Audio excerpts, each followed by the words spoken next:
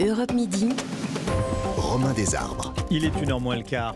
Le gouvernement veut créer un panier de 20 produits, des produits de tous les jours, à prix cassé dans tous les supermarchés. Bonne ou mauvaise idée? On en parle avec vous au 39-21. On ira dans un instant dans les Alpes-Maritimes. Et on est avec Grégory Carré. Bonjour Grégory Carré. Bonjour. Directeur de l'Observatoire de la consommation à l'UFC Que Choisir. Alors, quel est votre point de vue sur ce panier que veut mettre en place Olivia Grégoire, la ministre du Commerce? Un peu dubitatif. Ouais. Je suis un peu dubitatif. Alors il y a des mesures anti-inflation qui peuvent fonctionner. L'année dernière. Ah, alors on a un petit problème technique. Normalement, on a un système qui est là pour que ça marche très bien. Et, euh, et là, ça bug. Alors, on est en direct avec Stéphane. Stéphane qui nous appelle des Alpes-Maritimes. Bonjour Stéphane. Bonjour à vous et Mais- bon appétit à ceux qui n'ont pas encore mangé. Et ben voilà, c'est dit. Merci de nous appeler au 39-21. Alors, l'invité est revenu. Stéphane, restez bien avec nous. On a retrouvé Grégory Carré. Grégory Carré, votre point de vue donc sur ce panier de 20 produits à prix cassé. Alors, circonspect. Circonspect. Alors, des mesures anti-inflation, il y en a eu par le passé, il y en a eu l'année dernière, et il y en a qui ont plutôt bien fonctionné. Vous vous souvenez, le blocage des prix de l'électricité et du gaz, ça a plutôt bien fonctionné. Quand on s'est comparé à nos voisins, c'était plutôt une solution qui avait donné un peu une bouffée d'oxygène dans un contexte très compliqué. Pour les carburants, les aides en remise, c'était aussi quelque chose qui avait été salutaire. Là, en revanche, on est sur quelque chose qui s'apparente vraiment à de l'affichage. On parle d'une vingtaine de références. Alors, on ne sait pas trop ce que c'est référence. Est-ce que c'est un code produit identique ou est-ce que c'est tout un rayon? Si vous prenez les pâtes... 20 produits de tous les jours choisis dans une liste par chaque supermarché et très facilement Ouais. identifiables. Alors, je ne sais pas, je ne suis pas un professionnel, mais j'imagine qu'on retrouve des produits qu'on retrouve à l'entrée du magasin. Voilà. Alors, nous, on a l'habitude de faire beaucoup de comparaisons de prix. C'est Oui.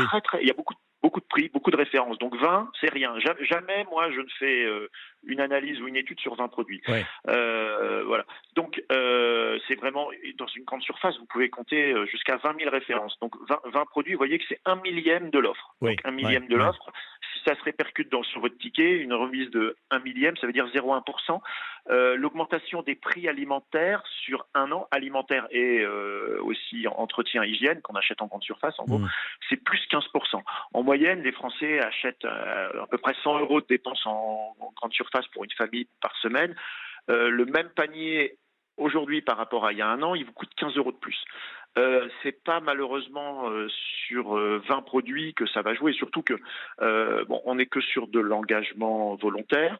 Je m'engage à faire des remises, à essayer de limiter la marge.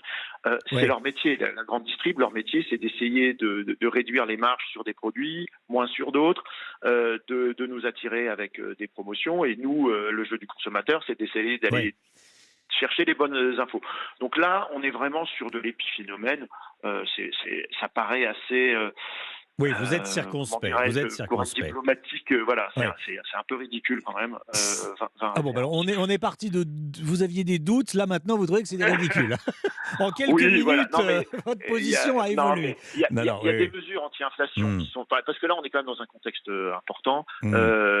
Et c'est vrai, pour les consommateurs, c'est très dur. Et même les industriels ne sont pas en confiance parce qu'ils se disent que, vu les signaux de conso, si les gens commencent à déconsommer, on va au-devant d'une crise économique qui sera beaucoup plus complexe à gérer que des simples marges en diminution. Ouais. Donc là, l'enjeu est majeur. Et je vous dis, il y a des mesures qui ont été vraiment salutaires, comme le bouclier énergie, des choses comme ça. Là, quand même, on perd beaucoup de temps à commenter un tout petit phénomène. En plus, on est dans un contexte où il y a des négociations commerciales entre les transformateurs, l'industrie agroalimentaire en gros, et la grande distribution. Les premiers disent qu'ils voudraient voir réaugmenter les prix d'achat. La grande distrib, elle n'a pas trop envie que les prix d'achat augmentent parce que si elle le répercute en rayon, elle sait que là, les consommateurs ne sont plus en mesure finalement de maintenir les achats au niveau qu'ils avaient il y a un an. Et les producteurs disent, écoutez, nos frais augmentent et il faut qu'on augmente nos prix. On retrouve Stéphane. Stéphane, 46 ans, animateur spécialisé, qui nous appelle des Alpes-Maritimes.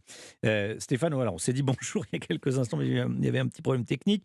Mais merci d'être avec nous. Vous avez une solution radicale. Hein. Vous dites qu'il faudrait baisser la TVA sur tous les produits alimentaires. Bah oui. Ah oui, mais ça serait la moindre des choses. Je rappelle quand même, c'est les décisions catastrophiques de ce gouvernement qui nous ont amené un petit peu où on en est quand même. Donc ça serait la moindre des choses qui joue le jeu jusqu'au bout, quoi. Ils ont voulu nous amener dans une guerre qui n'est pas la nôtre, mettre des sanctions à des pays pour une guerre qui nous regarde pas. C'est ce qui nous a un petit peu amené où on en est, et notamment aussi sur leur gestion catastrophique du marché de l'électricité. Donc toutes ces répercussions, c'est un petit peu leur faute quand même quelque part. La guerre, elle est là. Ils prennent leur part aussi Non, je dis pas que la guerre c'est leur faute, j'ai dit leur façon de la gérer. Oui. Voilà. 20 produits, je trouve pas ça suffisant, surtout que je ne comprends pas comment ils peuvent sélectionner 20 produits. Oui. C'est de la communication, ni plus ni moins. 20 produits, c'est comme disait le monsieur avant, c'est ridicule. Oui. Vous êtes animateur spécialisé. Oui. Je peux vous demander déjà combien vous gagnez par mois et comment vous la vivez, l'inflation? Vous la ressentez en faisant vos courses? Tout le monde la ressent. Oui, tout le monde la ressent. N'importe qui va faire ses courses la ressent. Quand vous voyez le prix du caddie.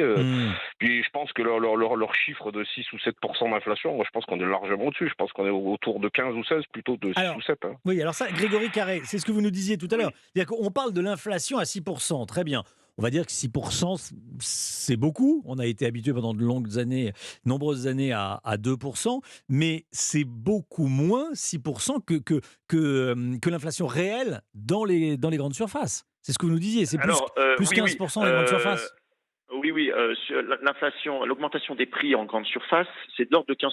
Ouais. Nous, la dernière mesure en décembre 2022 par rapport à décembre 2021, c'était plus 15%. Ouais. Ça, en plus, c'est l'inflation la plus visible.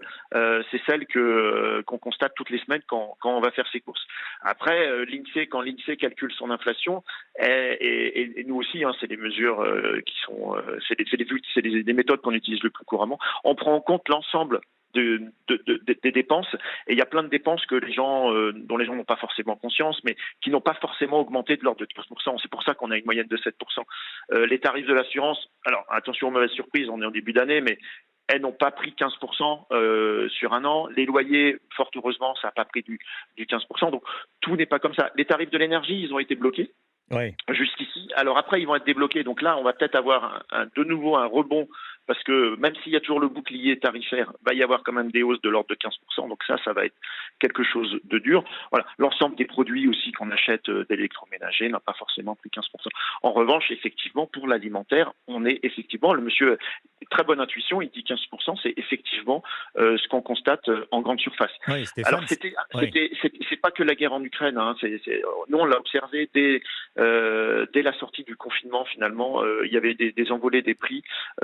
En fait, c'est une reprise économique un peu compliquée, avec un commerce mondial un peu perturbé, l'envolée des matières premières, denrées agricoles et aussi l'agrochimie, parce que pour faire produire du blé, il faut beaucoup de pétrole, paradoxalement. Voilà. Et la guerre en Ukraine n'est venue qu'accélérer ce phénomène-là. Oui, c'est ça. C'est-à-dire que le monde était bloqué pendant le Covid. Quand on a débloqué, la consommation est repartie de manière fulgurante. Du coup, il y a eu beaucoup de demandes. Quand il y a beaucoup de demandes, il n'y a pas besoin d'avoir fait de grandes études d'économie pour comprendre que les prix augmentent.